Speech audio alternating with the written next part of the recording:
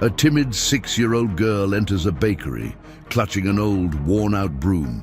With a trembling voice, filled with shame and hunger, she approaches the counter and whispers to the baker, "Sir, can I clean your bakery in exchange for some old bread?" The man's reaction is explosive. He shouts furiously, "You again! I won't give you anything else. Get out of my bakery now." At that exact moment, a well-dressed millionaire walks in and witnesses the entire scene. What he does next leaves everyone in shock. The biting winter wind whipped through the downtown streets as Hannah, a 6-year-old girl with large, determined eyes, clutched a small, worn-out broom to her chest. Her small, frozen fingers trembled not just from the cold, but from the courage she had to summon to enter the bakery that exuded the tempting aroma of fresh bread. Her torn, dirty clothes contrasted painfully with the establishment's gleaming display window. Hannah had spent the entire morning walking the streets, observing every person who entered and left, studying their faces, trying to guess who might have a heart kind enough not to throw her out immediately. Her stomach had been aching for 2 days. Her grandmother was even weaker, coughing so much during the night that she could barely sleep. The medicine had run out last week, and the little money she'd managed to get from collecting cans wasn't even enough to buy a loaf of bread. Hannah knew she had to try something different, even if it meant facing humiliation again. The warmth that emanated from the bakery when the door opened made her frozen cheeks tingle. The contrast was brutal. Outside, the world was grey and hostile. Inside, everything seemed golden and welcoming. The shelves were filled with all kinds of bread, cakes that looked like works of art, and the sweet, comforting smell reminded her of distant times when her grandmother could still cook. Hannah swallowed hard and took a hesitant step toward the counter. Her legs were shaking, but she forced her feet to keep moving. The broom in her hands was her only offering, the only value she could provide in exchange for food. She had found the broom abandoned near a construction site and had cleaned it carefully, making sure all the bristles were in place. The baker, a burly man in a flour-dusted white apron, was arranging loaves on a tray when he noticed the little girl. His eyes narrowed immediately, and Hannah felt the weight of his disapproving gaze. Still, she continued to approach, each step demanding a courage she didn't know she possessed. With a voice trembling with shame and hunger, Hannah finally managed to whisper the words she had rehearsed in her head the whole way there. "Mister, can I sweep your floor for some old bread?" Her words came out almost inaudible, yet they carried a touching dignity that contrasted with her fragile appearance. The man's reaction was explosive and immediate. His face contorted with anger, and he shouted with a fury that made Hannah recoil in fear. "You again! I'm not giving you anything else. Get out of my bakery. Now!" His voice echoed through the shop, causing other customers to turn and watch the scene. Hannah felt tears burn her eyes, but she tried to stay strong. She had been through this before, but this time the rejection felt even crueler. Maybe it was because she was weaker, or because her grandmother's hopes depended on her, but the baker's words hit her like physical blows. The bell on the door chimed at that exact moment, and an elegant man, wearing an expensive overcoat and carrying a leather briefcase, entered the bakery. Edward Morgan, a 50-year-old businessman, had stopped by simply to pick up his usual breakfast before heading to the office. His gloved hands and polished shoes spoke of a life of comfort and privilege. Edward witnessed the entire scene, the small, frail girl, the little broom in her hands, the baker's furious shout. He watched as Hannah lowered her head and tears began to stream down her dirty cheeks, as if each one carried all the weight of the world's injustice. Something inside him stirred unexpectedly. For years, Edward had lived a controlled and lonely life, surrounded by luxuries but distant from any real human connection. In that moment, seeing the dignity of that child being shattered, he felt a commotion he hadn't experienced in a long time. The girl was heading for the door, defeated, and Edward knew he couldn't let her leave like that. "Hold on," Edward said in a firm voice, making Hannah stop halfway to the door. The girl turned slowly, her swollen, tear-filled eyes showing a mixture of fear and confusion. Never before had anyone interfered when she was rejected, and now she didn't know how to react. Edward approached her with measured steps, trying not to frighten her further. He could see the child was trembling, and he didn't know if it was from the cold or from fear. "You can have anything you want," he continued, gesturing toward the shelves laden with bread and pastries. Hannah stood completely still, as if the words made no sense. Her eyes moved between Edward and the baker, who was now watching the scene with a poorly disguised expression of irritation. The girl was clearly scared by this unexpected turn of events. I don't understand, mister," Hannah whispered, her voice still trembling. "Are you talking to me?" She pointed to herself with a small, grimy finger, as if she couldn't believe anyone was addressing her with kindness. Edward felt a pang in his chest as he realized how unaccustomed this child was to goodness. "Yes, to you. You can choose anything you'd like to eat," he repeated, trying to make his voice softer and more reassuring. Hannah looked at the shelves with an expression of utter bewilderment. There were so many options, so many things she had never tasted or even imagined being able to touch. Her eyes scanned the golden loaves, the colorful cakes, the pastries that shone like jewels behind the glass. But after a few seconds, she pointed to the simplest, cheapest loaf on the shelf.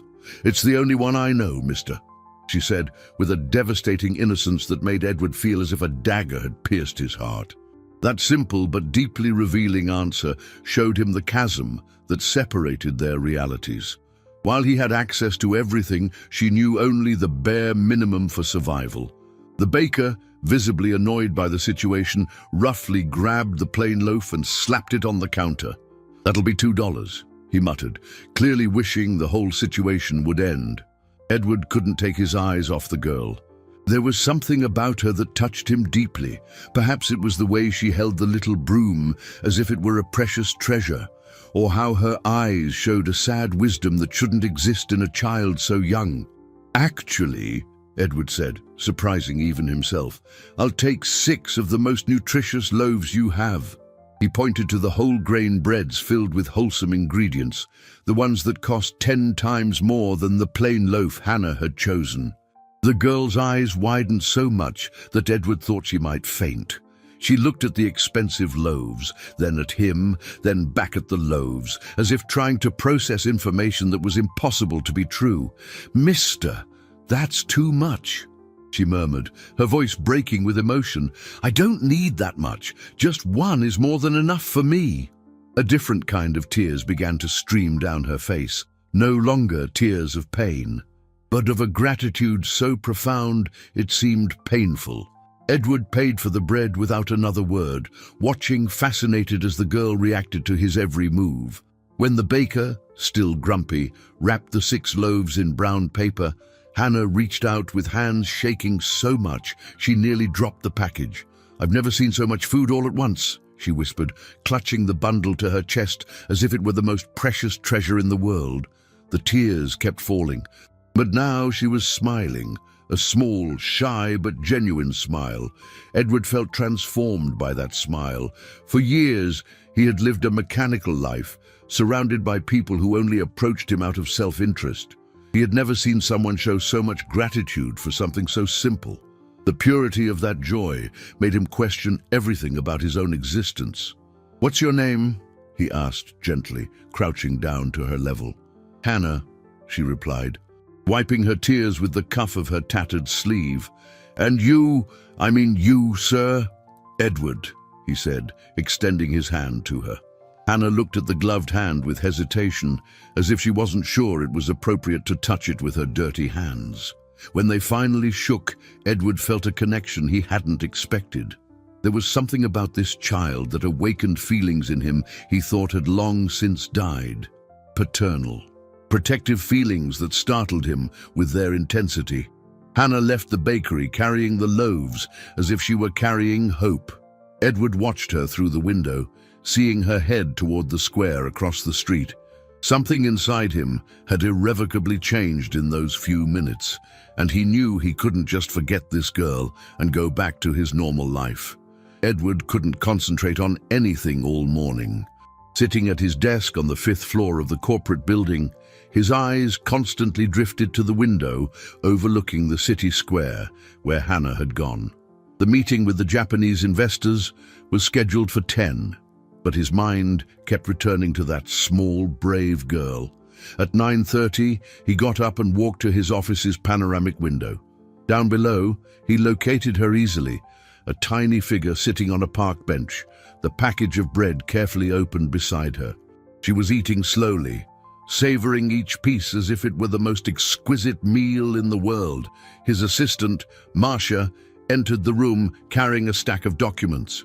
"Mr. Morgan, the investors from Japan have just arrived. They're in the conference room," she announced, but noticed her boss seemed completely absorbed by something outside. "5 minutes," Edward murmured without turning from the window. There was something mesmerizing about the way Hannah ate. Each bite was calculated, careful, as if she knew she had to make the food last as long as possible. Marcia approached, curious. "Is something going on down there, sir?" Edward pointed discreetly toward the square. "See that girl on the bench? She made me rethink a few things this morning." His voice carried a confusion Marcia had never heard before. In 15 years of working for him, she had never seen him so unsettled by something unrelated to business. "Mr. Morgan," Marcia said gently, "the investors are waiting. This meeting is crucial for the export contract." Edward sighed and stepped away from the window. "You're right, let's get this done." But as he walked to the conference room, he couldn't stop thinking about the look on Hannah's face when she said she only knew the cheapest bread. What kind of world was this, where a child so young already knew the limits of poverty so well? The meeting began with the usual formalities. The Japanese executives were polite and meticulous, presenting charts and projections with the precision characteristic of their business culture. Edward tried to focus, but his mind remained on the square below. "Mr. Morgan," said the lead executive, "we would like to discuss the distribution terms for the Asian market." Edward forced his attention back to the presentation, but a part of his mind remained divided. During a coffee break, Edward discreetly returned to the window. Hannah was still on the bench, but now she'd put most of the bread back in the wrapper. She had eaten only 1.5 loaves, clearly saving the rest. She was looking around with a vigilance that seemed excessive for a child, as if expecting someone to take her food at any moment. "Mr. Morgan," Marcia appeared at his side. "They're ready to continue." "Marcia," he said suddenly, "do you know of any organizations that work with at-risk children in the city?" She seemed surprised by the question. "Well, there are a few non-profits." "Why?" "Just curious," Edward lied. But his mind was already working on other possibilities. Maybe he could help Hannah in a more systematic, more effective way than just buying her bread. The meeting continued for another 2 hours, but Edward was running on autopilot. His answers were appropriate, his decisions sound, but his heart was in the square with a girl who ate bread as if it were a banquet. When the Japanese executives finally left, Edward rushed to the window. Hannah was still there, but now she wasn't alone. 3 older boys had approached her, and even from a distance, Edward could tell something was wrong. The boys seemed to be arguing with Hannah, gesturing aggressively. Edward saw one of them point to the package of bread, and Hannah clutched it defensively to her chest. What happened next made Edward's blood boil. One of the boys ripped the package from Hannah's hands with such force that she fell off the bench. The other 2 grabbed the loaves and threw them on the ground, deliberately stomping on them while Hannah scrambled to get up. Edward could see, even from that distance, that she was crying desperately. "Sons of..." Edward muttered, cutting himself off. His first impulse was to run for the elevator, but just then Marcia entered the room. "Mr. Morgan, the company's lawyer is here to review the contracts. He said it's urgent." Edward looked at the square, where Hannah was now on her knees, trying to gather the trampled pieces of bread. The boys had left, leaving her completely devastated.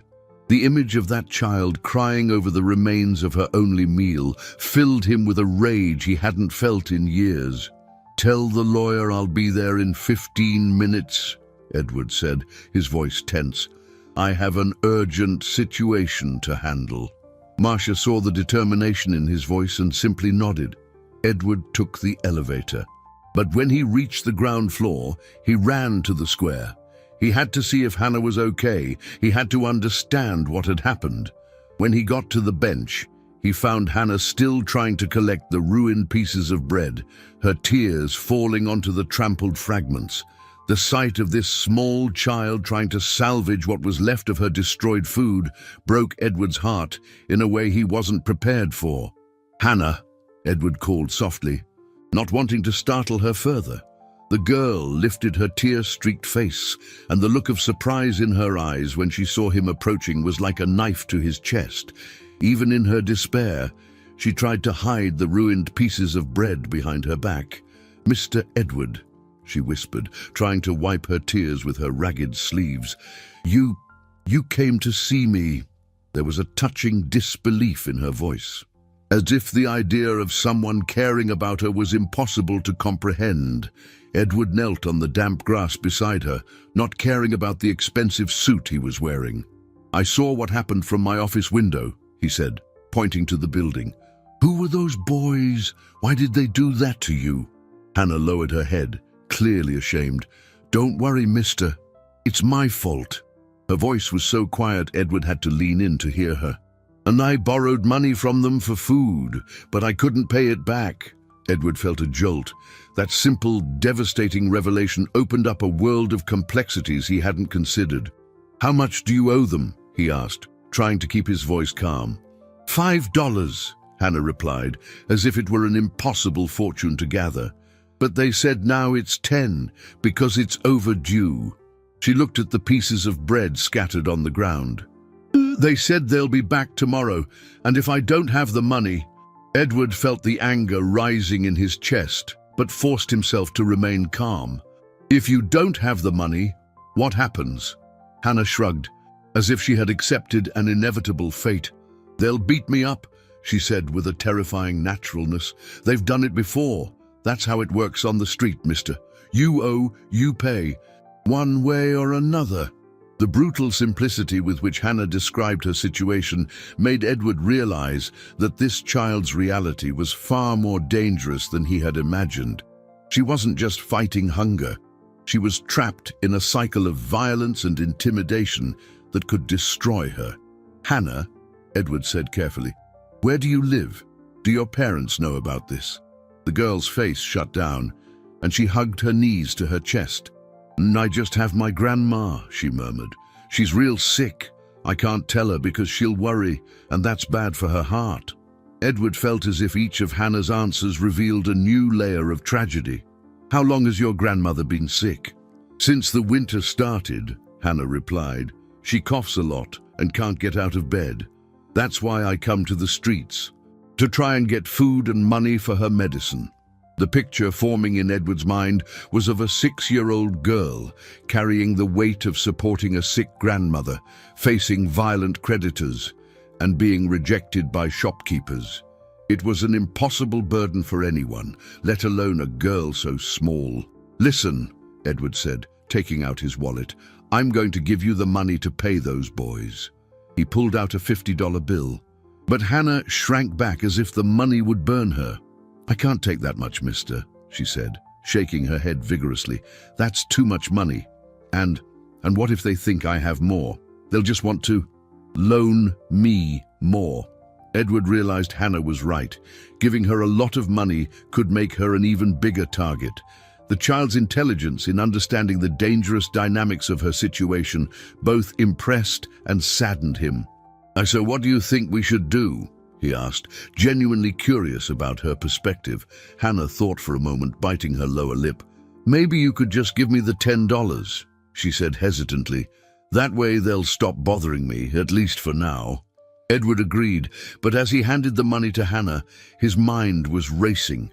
This wasn't a solution, it was just a postponement. Those boys would continue to exploit Hannah, and she would remain trapped in this vicious cycle. "Hannah," he said impulsively, "would you be willing to show me where you live? I'd like to meet your grandmother." Hannah's face lit up with a shy joy, but then it darkened again. "She doesn't look pretty, mister. She's real skinny and pale. And our house, it's not like a normal house." "I don't care," Edward said with sincerity. "But I want to understand your situation better so I can truly help." Hannah looked at him with a mixture of hope and fear. "You promise you won't be mad when you see how we live?" Edward's heart ached. "I promise," he said. "I would never be mad at you for something that isn't your fault." Hannah stood up slowly, tucking the money into her torn pants pocket with the care of someone handling a treasure. "Grandma will be happy to meet you," she said with a small but genuine smile. "It's been a long time since anyone came to visit." As they walked together toward the neglected outskirts of the city, Edward felt he was about to discover a reality that would change his life forever.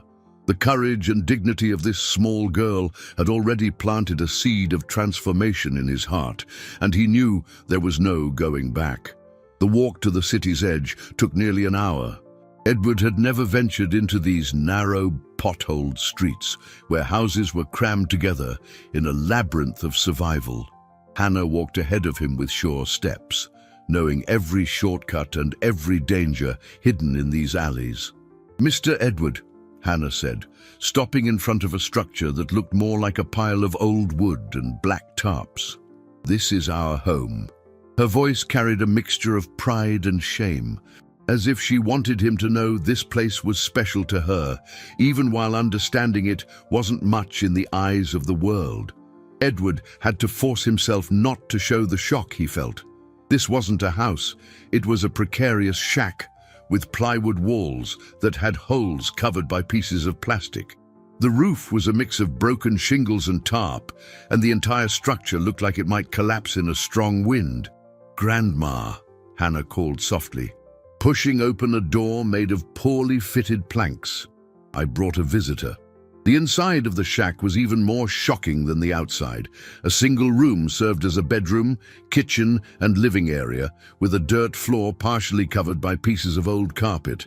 In the far corner, a double bed took up almost half the available space, and on it lay an elderly woman who looked like she was nothing but skin and bones.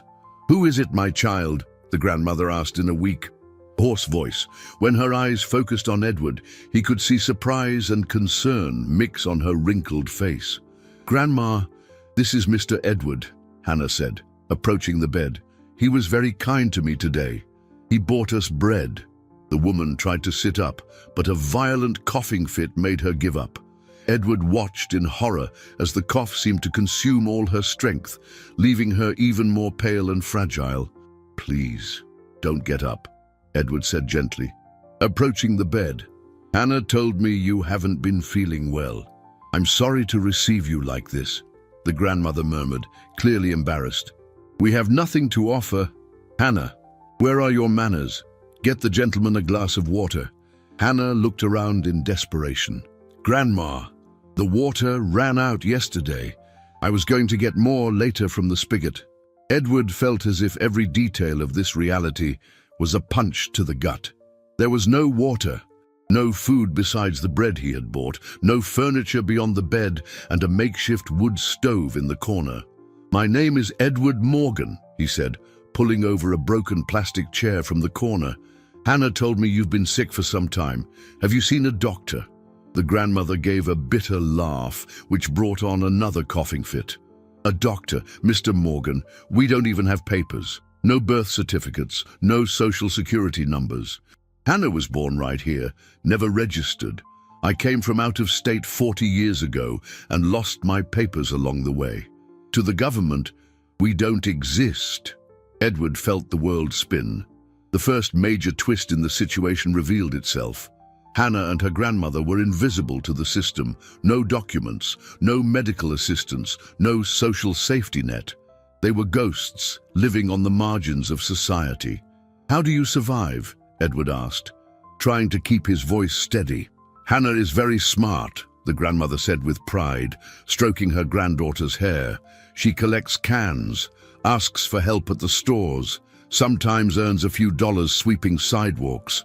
She's a brave girl, my angel. Edward looked at Hannah, who was arranging the leftover bread on a cracked plastic plate. The normalcy with which she performed these domestic tasks, caring for a home that had no structure to be inhabited, caring for a grandmother who needed urgent medical care, was both inspiring and devastating. "Hannah," Edward said softly, "can you show me where you get water?"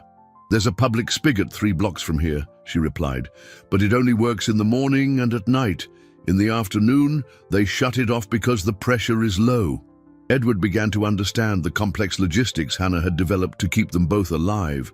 She had to time her trips to get water, food, and money, always returning to care for the grandmother who depended completely on her. "And when do you have time for school?" Edward asked, though he already suspected the answer. Hannah lowered her head. "I've never been to school, mister. I don't have papers, and I can't leave Grandma alone for that long." The grandmother began to cry silently. This girl should be playing, studying, being a child. Instead, she's here taking care of a useless old woman who's nothing but trouble. "You're not useless," Hannah said firmly, hugging her grandmother. "Grandma taught me everything I know. She taught me to be brave, to never steal, to always tell the truth. Grandma is the most important person in the world to me." Edward felt tears burn his eyes. The maturity and unconditional love Hannah demonstrated were deeper than anything he had ever witnessed.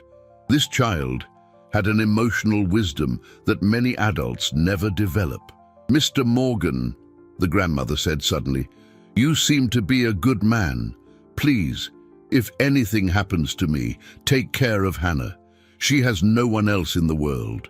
The urgency and desperation in the old woman's voice made Edward realize that the situation was even more critical than he had imagined.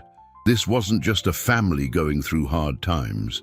It was a child on the verge of being completely orphaned, without any legal or social structure to protect her. A week passed since Edward met Hannah and her grandmother. Every day, he found an excuse to pass by the city square, hoping to see the girl. Sometimes she was there, sometimes not. But when they met, he always bought food for her to take home. Edward had become part of Hannah's survival routine, and it made him feel useful in a way his business never had. On that Tuesday morning, Edward was in a meeting when he got a call from reception. "Mr. Morgan, there's a little girl down here asking for you. She's very nervous." Edward went down immediately and found Hannah in the building's lobby, trembling not just from cold, but from fear. Her face was puffy as if she'd been crying a lot, and she kept glancing out at the street through the glass doors. "Hannah, what happened?" Edward asked, kneeling to her level. "Mr. Edward," she whispered, "they're following me. The boys. It's been 3 days, and I can't go out to get food properly because they keep chasing me." Edward felt the familiar anger rise in his chest. "But didn't you pay them back?" "I did," Hannah confirmed. "But now they've made up something new. They said I have to pay a protection fee because I'm on their turf.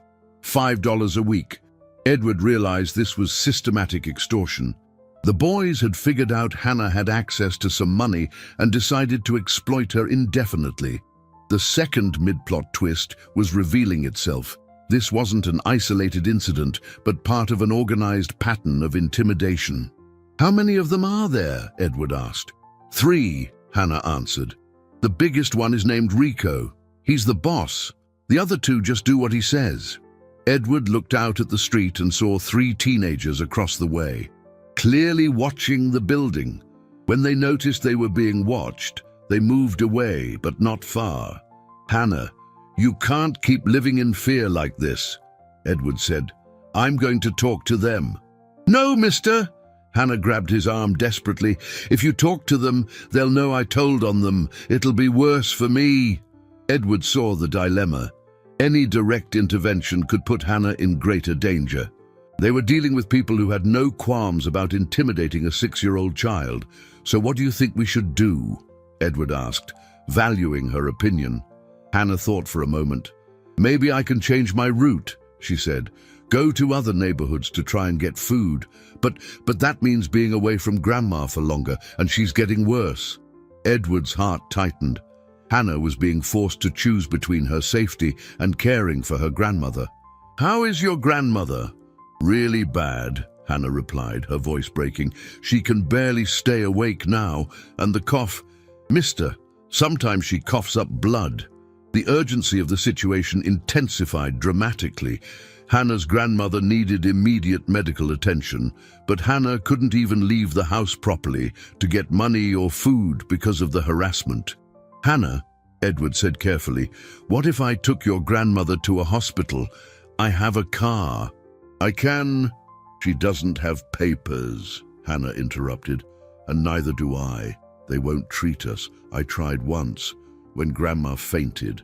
The lady at the front desk said that without an ID or an insurance card, there was nothing they could do." Edward realized he was up against a system that systematically excluded the most vulnerable. Without documentation, Hannah and her grandmother were invisible not only to social benefits, but also to basic medical care. "Listen," Edward said, making a decision. "I'm going to find a way to fix this, both the situation with the boys and with your grandmother. But I need you to trust me." Hannah looked at him with tear-filled eyes. "I trust you, Mr. Edward. You're the only good person who's come into our lives in a long, long time."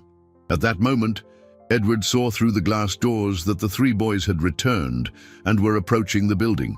Hannah saw them too and shrank behind him. "They saw me come in here," she murmured. "Now they'll know I have a friend with money. This is going to be so much worse." Edward realized his own well-intentioned intervention was complicating Hannah's situation. Her tormentors now knew she had a protector, which could either intensify the extortion or cause them to change their tactics. "Can you stay here for a few hours?" Edward asked. "And I'll have my assistant let you stay in her office while I sort some things out." Hannah hesitated. "What about Grandma? She's alone." "How many hours are you usually out looking for food?" Edward asked. "Almost the whole day," Hannah admitted. "Sometimes I don't get back until late in the afternoon." Edward realized that, paradoxically, Hannah spent more time on the street seeking sustenance than at home caring for the grandmother she loved. Survival demanded she abandon her for long hours every day. "Then it's settled," Edward said. "You stay here today, where you're safe. I'm going to figure out a solution for all of this." As he led Hannah to the elevator, Edward knew he had reached a point of no return. He could no longer be just an occasional benefactor.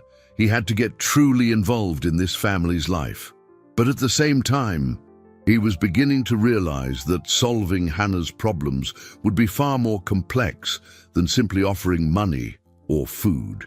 Hannah spent the rest of the afternoon in Edward's office, quiet and observant, fascinated by a world she had never imagined existed. Marcia, the assistant, was charmed by the girl's politeness and intelligence, offering her children's books she kept in a drawer for when her grandchildren visited. Edward tried to work, but his mind was devising plans to help Hannah more effectively. He was considering hiring a lawyer specializing in social issues when his phone rang. It was an unknown number. "Hello?" Edward answered. "Are you the guy protecting the girl, Hannah?" The voice was young but laced with a dangerous arrogance. Edward's blood ran cold. "Who is this?" "Doesn't matter. What matters is now we know she's got a rich godfather. Things have changed. If you want her to be left alone, it's going to cost you $500 a month." Edward gripped the phone tightly. "And if I refuse?" "The girl suffers the consequences. And look, we know where she lives. We know about the sick old lady too. It'd be a shame if something happened to them both." The line went dead. Edward looked at Hannah, who was flipping through a storybook on his office sofa, completely oblivious to the threat that had just been made. The innocence on her face contrasted brutally with the dangerous reality surrounding her. Edward made a decision that would change everything. Instead of simply paying the extortion, he called an old friend who worked in the police department's child abuse unit. "Rick, I need an urgent favor." Edward said when the detective answered. "Edward, long time no see. What can I do for you?" Edward quickly explained Hannah's situation, omitting only the fact that she had no documentation. Rick listened attentively and promised to send a patrol car to investigate the boys who were extorting the girl.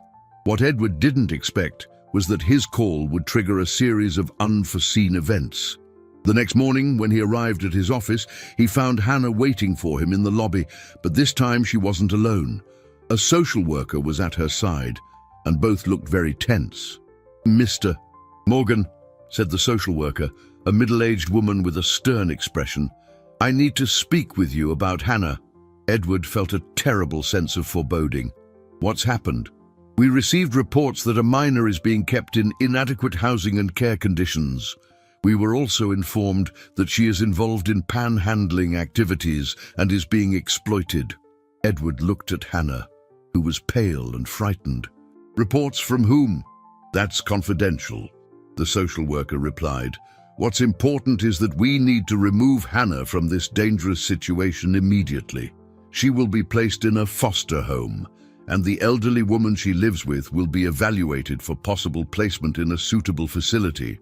The third mid-plot twist exploded like a bomb.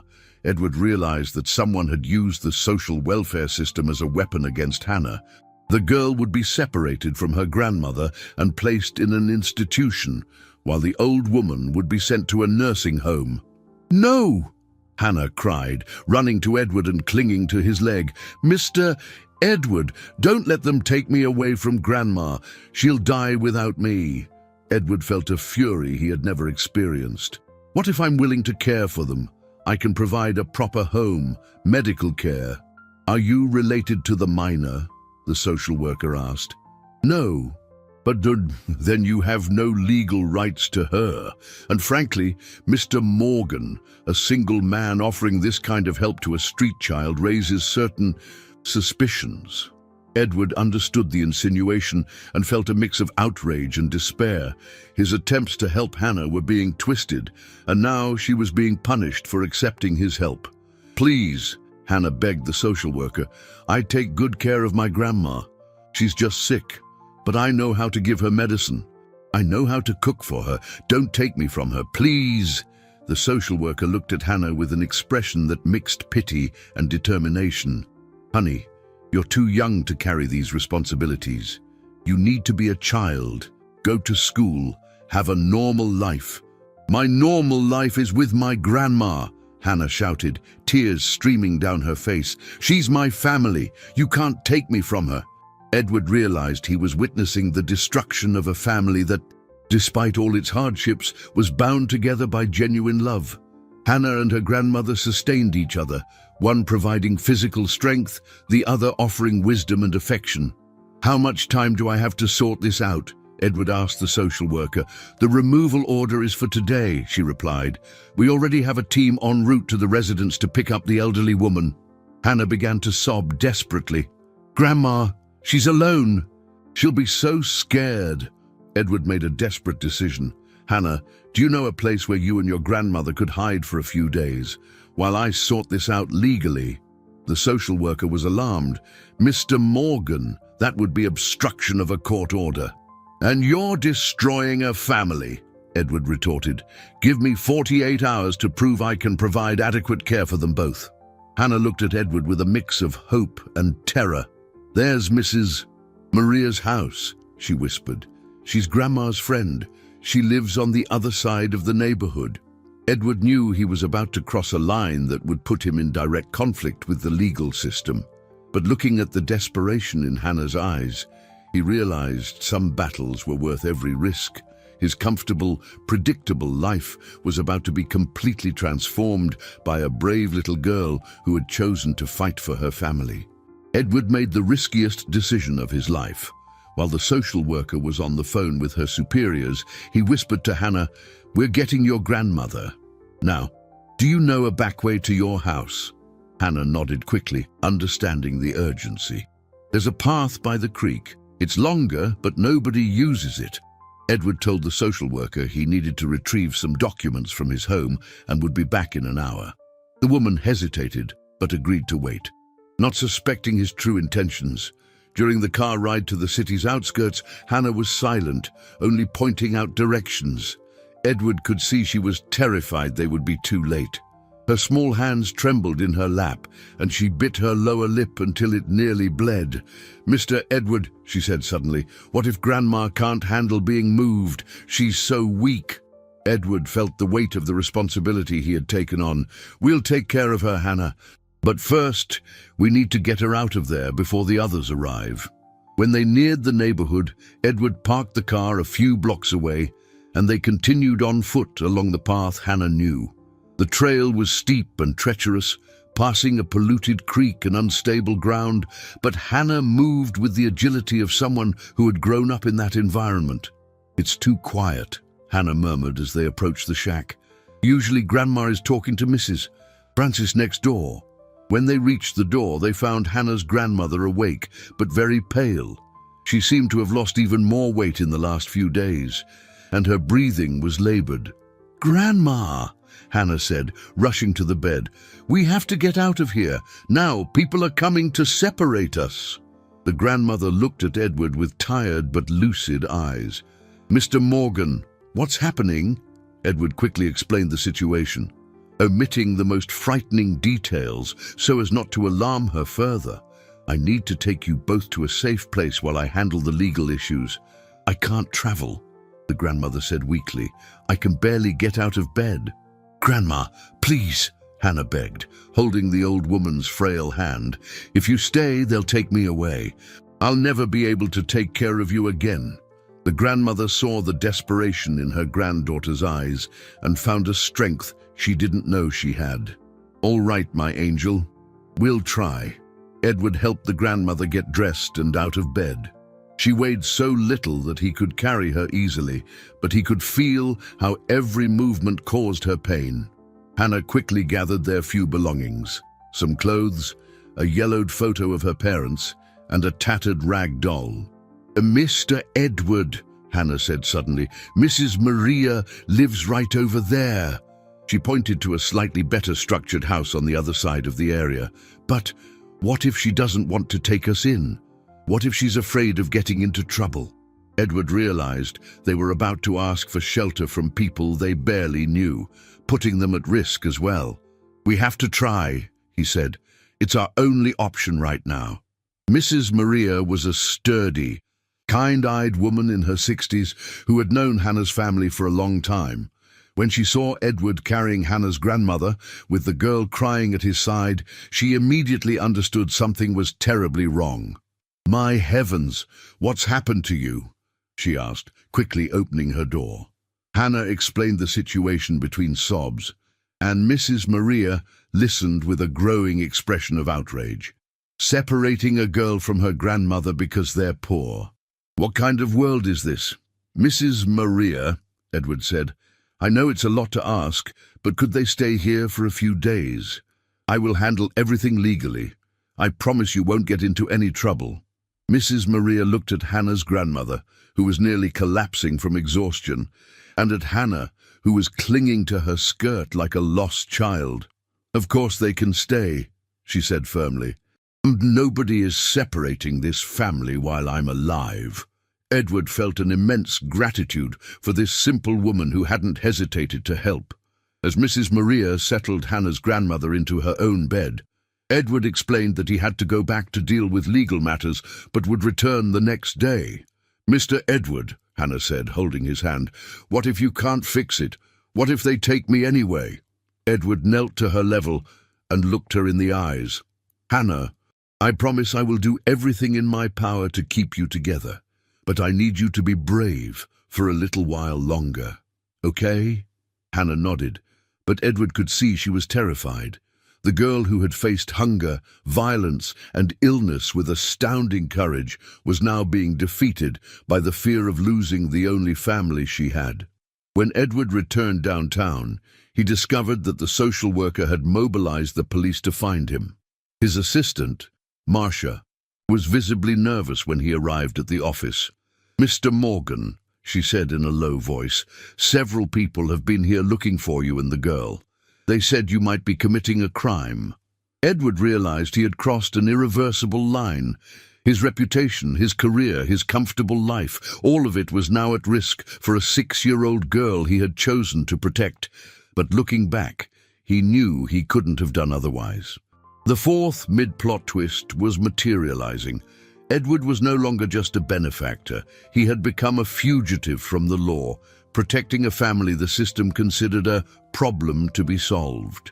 Edward spent a sleepless night trying to find a legal solution.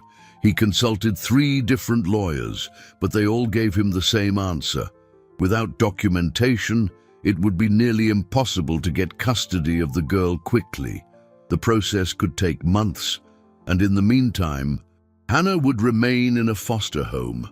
The next morning, he decided to investigate on his own who had made the report against Hannah.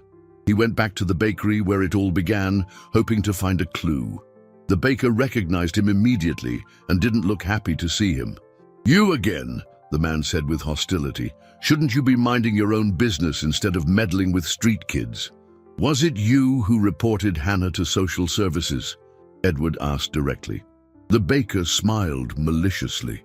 "What if I did? That girl was bothering customers, scaring away business. It was a matter of public hygiene." Edward felt anger rise, but forced himself to stay calm. "And the other shopkeepers, were they in on it too?" "Look, mister," the baker leaned over the counter, "I'll be straight with you. We have a group in this neighborhood that cares about the quality of our commercial area. Homeless people, street kids, addicts. They scare off the middle-class customers. We're just trying to clean up the streets a bit." Edward was facing the first major plot twist. There was an organized scheme among local business owners to clean the streets of poor people. The cruel rejection of Hannah hadn't been personal. It was part of a systematic campaign of social exclusion. "And how exactly do you clean up the streets?" Edward asked, trying to get more information. The baker realized he might have said too much. "It's nothing illegal," he said defensively. "We just discourage their presence." Edward left the bakery with more questions than answers. He decided to investigate the boys who were extorting Hannah. He returned to the square where he used to find her and watched. It wasn't long before the 3 of them appeared, clearly looking for her. Edward approached them cautiously. "Are you the boys who know Hannah?" The oldest one, who looked about 17, eyed him with suspicion. "Who's asking?" "I'm Edward. You called me yesterday, remember?" The 3 exchanged nervous glances. "We didn't do anything wrong," one of the younger ones said. "I'm not here to fight," Edward said. "I just want to understand something. Did you really lend Hannah money, or was it all made up?" The group's leader, Rico, hesitated before answering. "Look, man, we didn't want to hurt the kid, but there are some guys who pay us to get certain people to stay away from the downtown area." Edward felt a jolt. The second major plot twist was revealed. The boys weren't just opportunistic street kids. They were being paid by the shopkeepers themselves to intimidate and drive away poor people from the commercial district. Hannah's debt had been invented as a pretext to justify harassing her. "Who pays you?" Edward asked. We can't say," Rico said, looking around nervously. "But look, mister, we'll stop bothering the girl if you want. But then we'll have to explain to our employers why we're not doing the job."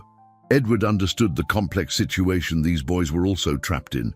They were simultaneously aggressors and victims of a system that used them to do its dirty work of social exclusion. "How much do you get paid for this?" Edward asked. $50 a week, replied one of the younger boys, "for each person we managed to keep out of the area." Edward did a quick calculation. It was very little money for the boys, but it represented a systematic investment by the shopkeepers to keep the streets clean. Hannah had become a target because she was persistent and kept coming back, unintentionally challenging their scheme. "Oh, what if I offered you $100 a week to stop bothering Hannah and other vulnerable people?" Edward proposed. The 3 boys looked at each other, clearly tempted. "The problem is, if we stop doing the work and the shopkeepers find out why, they'll just hire other guys," Rico said, "and they might be worse than us." Edward realized he was dealing with a much deeper, more organized system than he had imagined. Solving Hannah's problem meant confronting an entire network of institutionalized social exclusion. At that moment, his phone rang. It was Mrs. Maria, and her voice was filled with desperation. "Mr. Edward, Hannah's grandmother is doing very poorly. She has a high fever and can barely breathe, and there's something else. Some men showed up here asking for you. They said they're social workers, but they didn't show any ID. Hannah is terrified." Edward felt the world collapsing around him. "Mrs. Maria, get out of there now. Take her grandmother anywhere safe. I'm on my way." When he hung up, Edward realized the shopkeepers had escalated the situation. It was no longer just official social workers. Now they were using people to impersonate authorities and intensify the pressure on Hannah and her family. "Look, mister," said Rico, who had overheard part of the conversation. "If you really want to help this girl, you should know you're messing with dangerous people. These business owners have connections at City Hall with the cops. They won't give up easily." Edward looked at the three boys and saw in them a reflection of Hannah herself, vulnerable youths being manipulated by unscrupulous adults. The fight that had begun as a gesture of charity had transformed into a war against an entire system of corruption and social exclusion. Edward arrived at Mrs. Maria's house in record time, only to find it empty. The neighbors said that Mrs. Maria had left in a hurry with an elderly woman and a little girl, carrying only a small suitcase. They said men in suits had been there asking for them, but that they seemed more interested in intimidating than in helping. Edward tried calling Mrs. Maria, but her phone was off. He was desperate, with no idea where to find Hannah and her grandmother, when he received a text message from an unknown number. "If you want to see the girl again, meet us at the bakery in 1 hour. Come alone." Edward realized the situation had escalated into something far more dangerous. The shopkeepers were no longer just using official channels. Now they were resorting to direct intimidation and potentially kidnapping. He arrived at the bakery at the scheduled time and found not only the baker, but 4 other men he recognized as local store owners.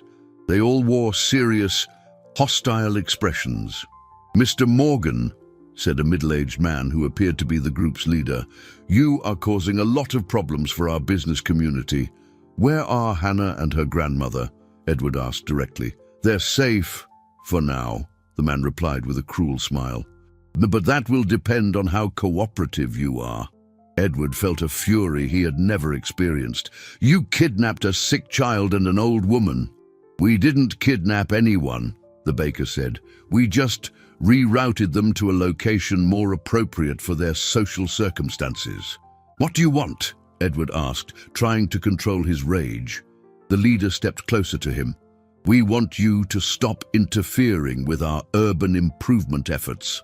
That girl and others like her hurt our businesses. We were handling the problem in a civilized manner until you showed up." "Civilized?" Edward nearly shouted. "You're harassing a 6-year-old girl." "We're protecting our investments and our community," the man retorted coldly. "You have a choice. Either you stop meddling, or the consequences will be much more severe for everyone involved." Edward understood he was facing the third major plot twist. The shopkeepers had more power and influence than he had ever imagined. They had connections that allowed them to manipulate social workers, hire people to impersonate authorities, and were now willing to use abduction to achieve their goals. "And if I report you to the police?" Edward threatened. The leader laughed. "With what proof? Besides, we have friends at the local precinct. Your word against ours. Who do you think they'll believe? A businessman caught hiding out with a minor? Or respected members of the business community?" Edward realized he was completely trapped. These men had thought of every angle and had resources he hadn't considered. "What have you done with them?" Edward asked, his voice trembling with anger and concern. The old woman is receiving the medical care she needs, the baker said with false kindness, and the girl is in a safe place where she'll learn to be a normal kid, away from the streets. Edward understood the implied threat. Hannah and her grandmother had been separated, the very thing they feared most. Her grandmother was likely in some hospital or nursing home, undocumented and unable to communicate, while Hannah was in an institution where no one would believe her side of the story. "You have 24 hours to decide," the leader continued. "Either you stop meddling in our area of operation and go back to your life as a businessman, or the consequences will be permanent for the girl and the old woman." Edward left the bakery with his world collapsing around him. In just over 2 weeks, his life had been completely transformed. The man who had lived a comfortable, controlled existence was now being blackmailed by criminals hiding behind a facade of commercial respectability. That night, Edward made the most important decision of his life. Instead of surrendering to the threats, he decided he had to expose the entire scheme publicly. He began to document everything he had discovered, preparing for a battle he knew could cost him his reputation, his company, and even his freedom. But the image of Hannah clutching that old broom, asking only for some old bread in exchange for honest work, wouldn't leave his mind. That girl had awakened in him a courage he didn't know he possessed, and a sense of justice that had lain dormant for decades. Edward knew the final confrontation was approaching. The shopkeepers had underestimated one crucial thing. A man who finds a reason to fight that goes beyond his own self-interest is capable of facing any adversary, no matter how powerful.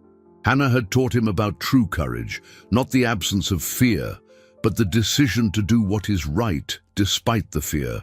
Now it was Edward's turn to show he had learned the lesson. Edward spent the night devising a meticulous plan.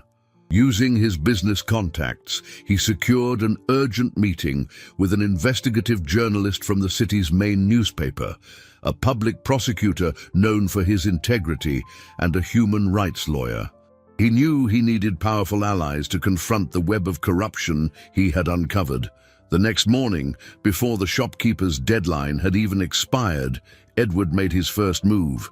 He sought out the 3 boys who had been extorting Hannah and made them an offer that completely surprised them. "I want you to help me record a conversation with the shopkeepers who pay you," Edward said. "In return, I'll make sure you have honest work and a chance to get an education." Rico, the leader of the group, looked at Edward with suspicion. "Why would we do that? They'll find out and we'll be screwed."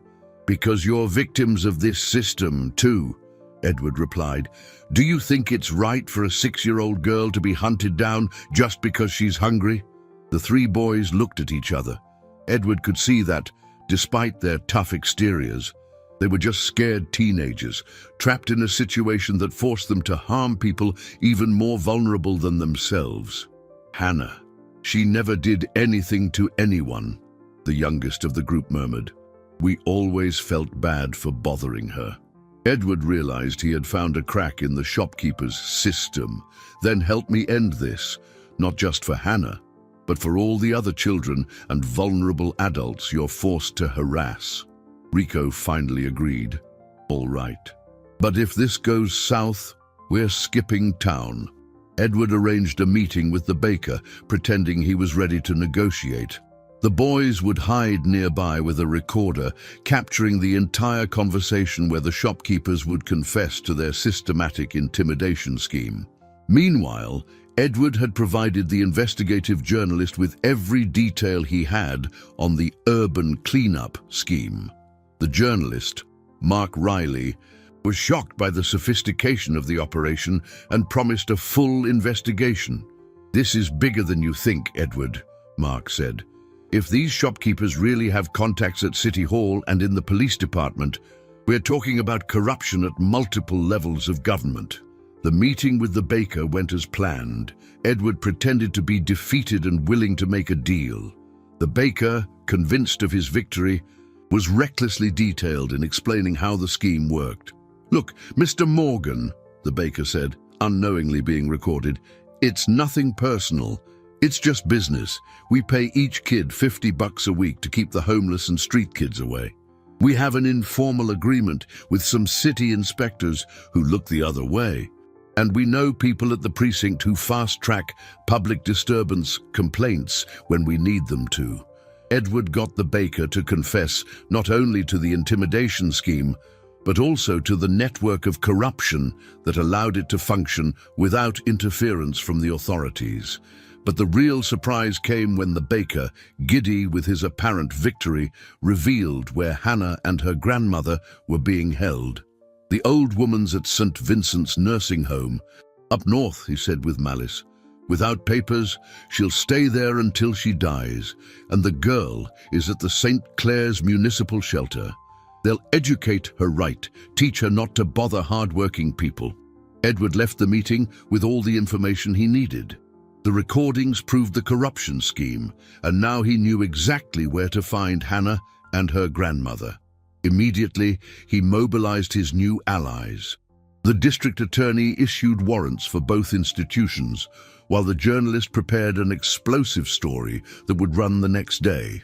Edward went personally to the St. Clair's municipal shelter with the DA and a team of independent social workers. When they found Hannah, she was in a room with other children, visibly depressed and frightened. "Mr. Edward!" Hannah cried when she saw him, running to throw herself into his arms. "I knew you'd come for me." "Where's my grandma? They told me she died, but I don't believe them." Edward felt a murderous rage as he realized the shelter staff had lied to Hannah about her grandmother's death, likely to break her emotional resistance. "Your grandmother is alive, Hannah," Edward said, hugging her tightly. "We're going to get her right now." The reunion at St. Vincent's nursing home was even more shocking. Hannah's grandmother had been unnecessarily medicated to keep her sedated and was in a deplorable state of neglect. When she saw Edward and Hannah enter the room, she began to cry with relief. "My girl," the grandmother whispered in a weak voice. "I thought I'd never see you again." "Grandma." Hannah ran to the bed and hugged the frail old woman. "They said you were dead. I was so scared." Edward watched the reunion with tears in his eyes. The shopkeeper's cruelty had reached the point of psychologically traumatizing a child, making her believe she had lost the only family she had. The DA documented the deplorable state in which the grandmother had been kept without proper medical care and under excessive medication. It was clear the goal was not to treat her, but to keep her unable to communicate or seek help. That evening, Edward took Hannah and her grandmother to a private hospital, where the old woman finally received the medical treatment she needed. The doctors confirmed she had pneumonia, but that with the right antibiotics, she would make a full recovery. For the first time in weeks, Edward felt hopeful. Hannah and her grandmother were together again, safe and receiving proper care. And the next day, the entire city would know about the corruption scheme that had tried to destroy their family. Mark Riley's story ran on the front page of the newspaper with the headline, "Corruption Ring Targets Homeless Children in Cities Downtown." The report detailed the entire scheme, including the recordings of the baker confessing to the intimidation system and the corrupt contacts at City Hall and the police department.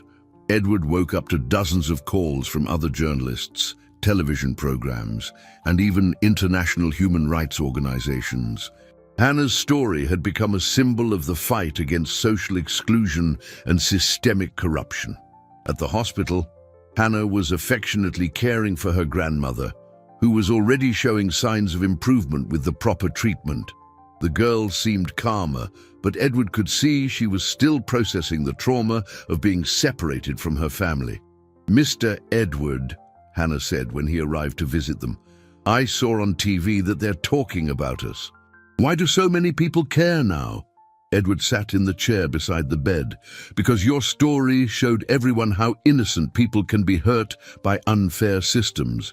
You were very brave, Hannah." "I didn't feel brave," she admitted. "I was really scared. I thought I'd never see my grandma again." The grandmother, who was much better after 2 days of treatment, held her granddaughter's hand. "Courage. isn't about not being afraid, my angel.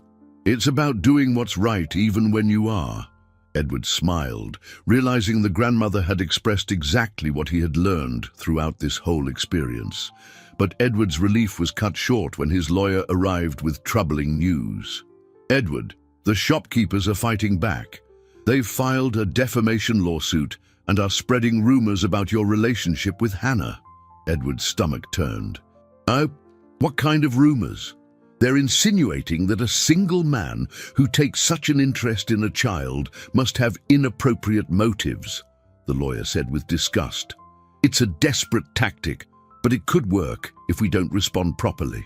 Hannah, who had overheard the conversation, became visibly upset.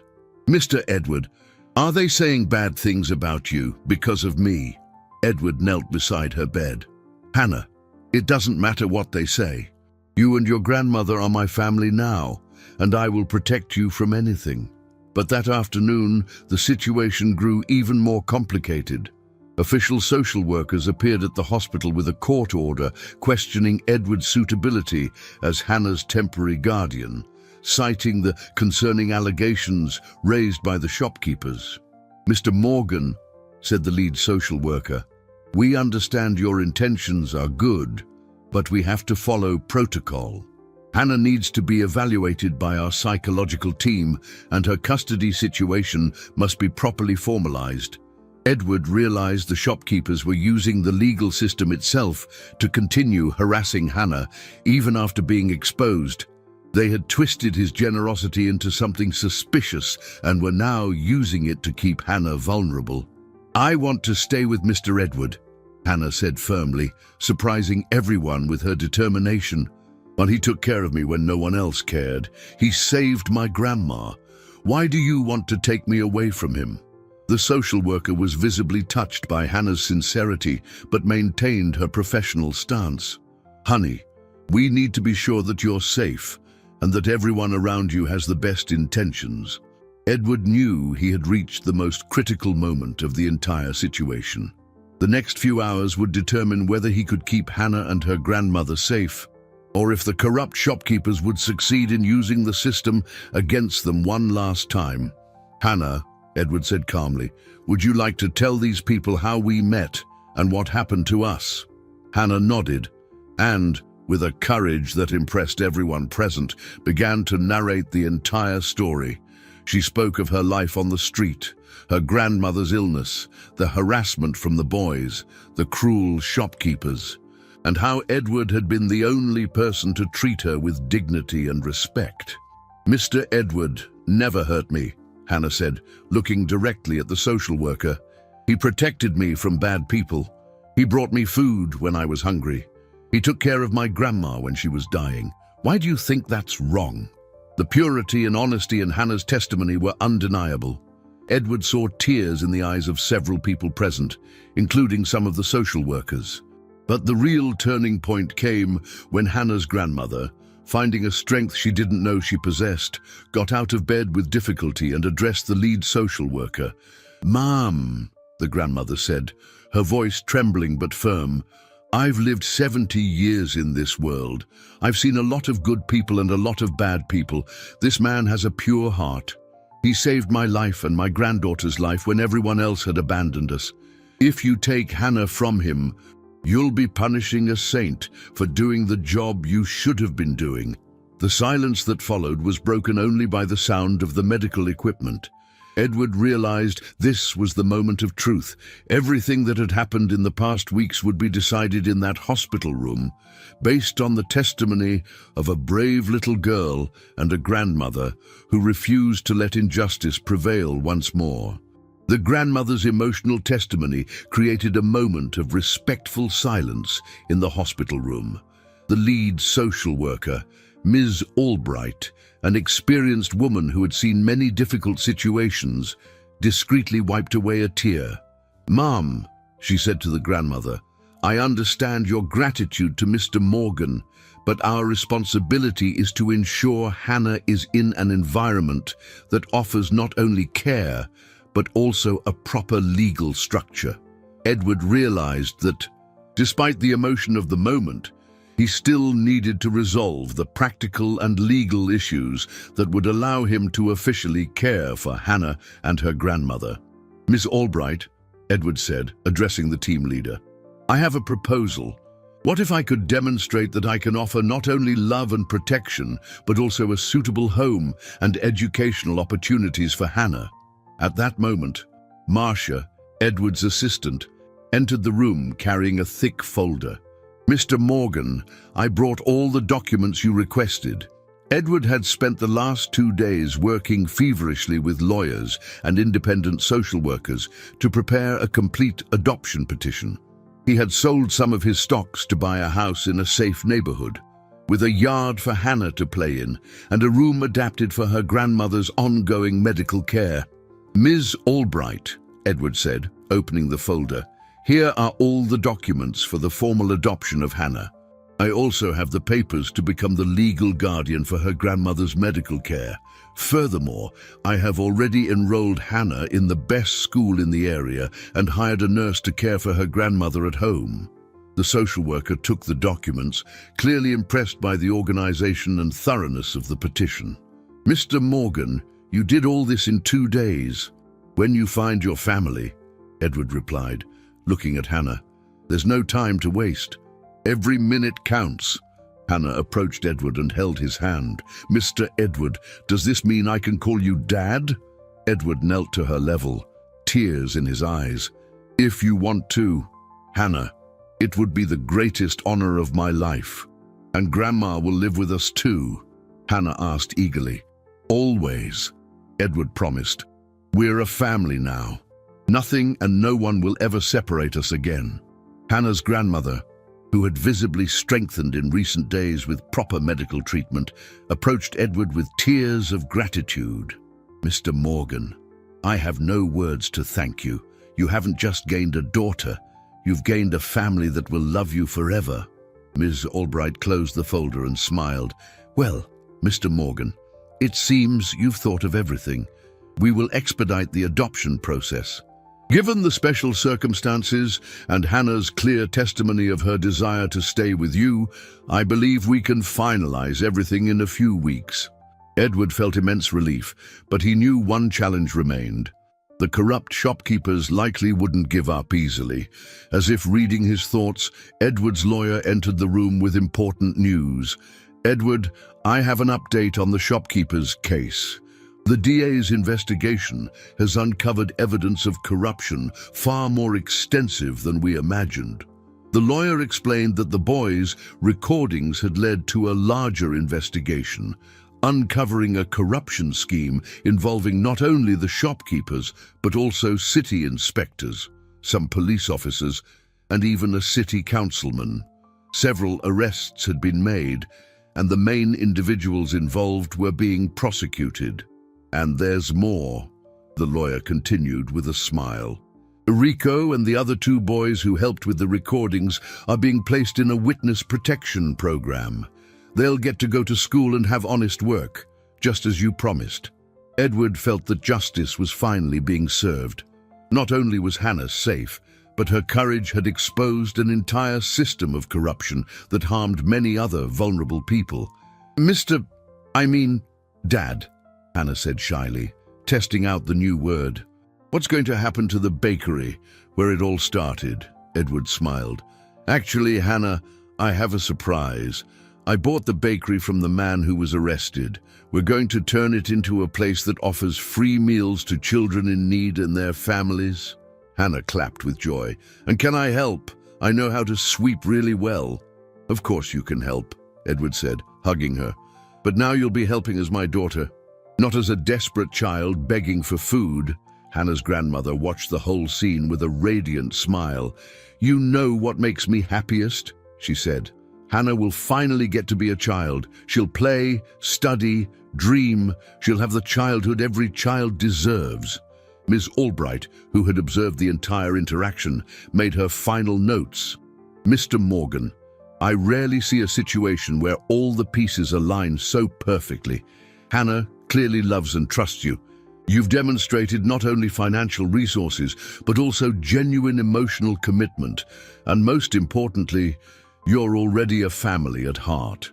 Edward looked around the room. Hannah, radiant at the prospect of finally having a safe family. Her grandmother, recovering and smiling with renewed hope, and the professionals working to ensure the best for everyone. "You know what I've learned through all this?" Edward said to Ms. Albright. "That true wealth isn't in what we own, but in what we're willing to give. Hannah taught me that sometimes helping one person can change an entire world." Hannah nestled into Edward's lap. "Daddy, can I ask a question?" "Anything, sweetheart." "Now that we're a real family, can we go back to the square where we met? I want to show everyone that I found a dad who loves me." Edward kissed Hannah's forehead.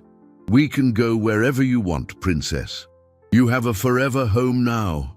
6 weeks after that first encounter at the bakery, Edward walked hand in hand with Hannah toward the square where their lives had intertwined forever. The girl wore a new dress, blue like her determined eyes, and carried not an old broom, but a doll Edward had given her on her first day in their new home. "Daddy," Hannah said, using the word with the naturalness of someone who had always had a family, "can I tell you something? Sometimes I dream I'm still on the street, hungry, and I wake up scared. Then I remember I'm in my bed, in our house, and I feel happy again." Edward squeezed her hand gently. "That's normal, sweetheart. That was a very hard time for you. But you can be sure of this. You will never be hungry or cold again. Daddy will always take care of you." The house Edward had bought was in a quiet neighborhood, with an excellent school just 2 blocks away.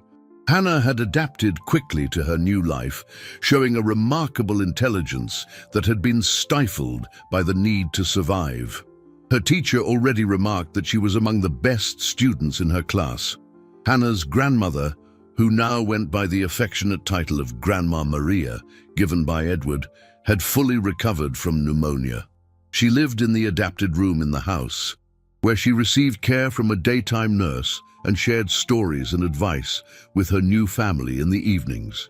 Her presence brought a warm wisdom that turned the house into a true home. "Look, Daddy," Hannah said when they reached the square. "That's where I used to eat the bread you bought me." She pointed to the bench where Edward had watched her from his office window. "And that's where those boys threw my food on the ground." Edward followed her gaze and saw that the square had completely changed. Where there was once just an empty, somber space, there now stood a vibrant community center. Children played on new playground equipment, mothers chatted on comfortable benches, and volunteers distributed healthy snacks to families in need. "The Hannah Foundation is working better than I ever imagined," Edward said with pride. He had created the foundation in his daughter's honor, focused on helping children in situations of social vulnerability and their families. "Daddy, can I go play with the other kids?" Hannah asked, watching a group of girls her age on the slide. "Of course, princess. I'll be right here watching." Edward sat on the same bench where Hannah used to eat alone and watched his daughter run happily toward the other children. Her transformation was miraculous. From a small girl haunted by hunger to a radiant child full of dreams and possibilities. "Mr. Morgan," a familiar voice made him turn. It was Rico, one of the boys who used to harass Hannah. But now he was unrecognizable, clean-cut, in clean clothes, carrying a school backpack. "Rico, how are you?" Edward stood to greet him. "Doing great, sir. I finished my high school equivalency in the accelerated program and started a tech course in IT. Rico smiled with pride. "I wanted to thank you again. If you hadn't given us that chance..." "You earned it, Rico. You had the courage to do the right thing when it mattered." Rico looked toward Hannah, who was playing joyfully. "Hannah looks like a different kid. She's happy." "She's where she always should have been," Edward replied, "being a kid." As they talked, Edward saw a van pull up to the square. It was the van from the transformed bakery, now called the Dignity Kitchen, making its daily delivery of free meals to families in need.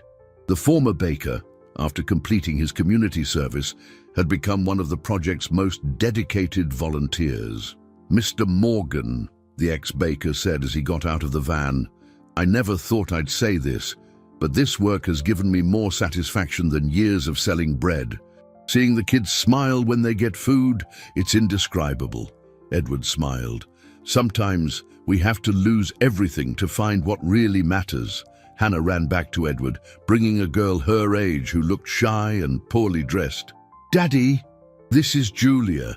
She said sometimes they don't have enough to eat at home. Can we help her?" Edward knelt to the two girls' level, feeling a touching familiarity in the situation. "Of course we can help, Hannah. Julia, would you like to have lunch with us today?" The girl nodded shyly, and Edward saw in her eyes the same look Hannah had months ago, a mix of hope and the fear of being rejected.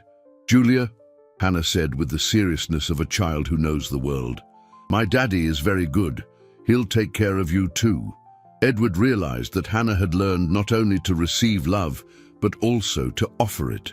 The girl who once pleaded for an old loaf of bread now extended her hand to another child in need, perpetuating a cycle of kindness and protection. That afternoon, as they walked back home, Edward, Hannah, Grandma Maria, who had joined them for the outing, and little Julia, Edward reflected on the 6 weeks that had completely transformed his life. He had started as a lonely businessman, living a comfortable but empty existence.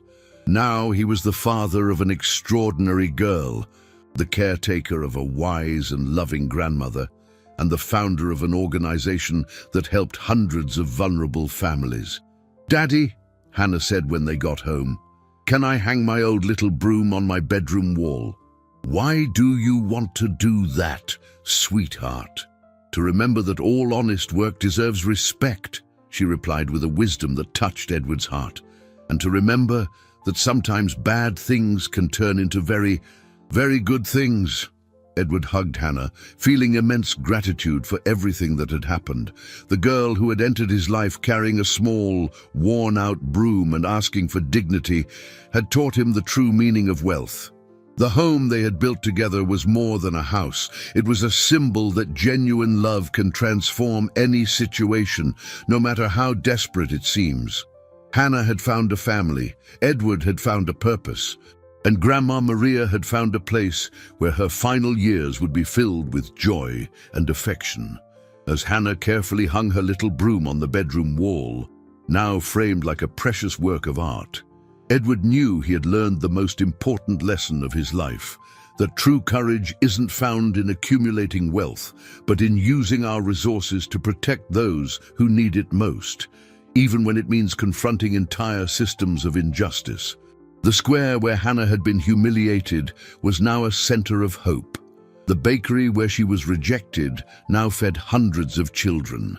And the little broom that once symbolized her poverty now represented the dignity of honest work and the beauty of transformation.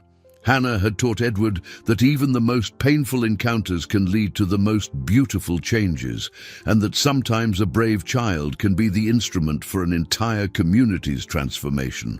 The girl who once asked only for an old loaf of bread had become the daughter who forever transformed a man's heart and the lives of hundreds of people.